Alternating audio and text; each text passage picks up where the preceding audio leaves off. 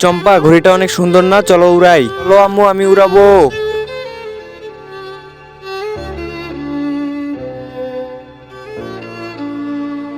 বাবা বাবা, আমারও এরকম একটা ঘড়ি লাগবে।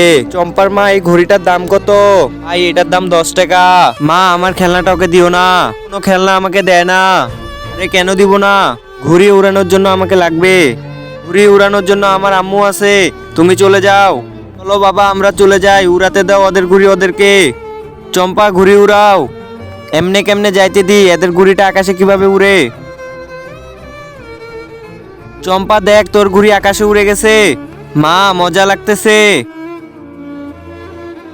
আরে এদের ঘুড়ি তো অনেক উপরে উঠে গেছে, আমি দেখতেছি।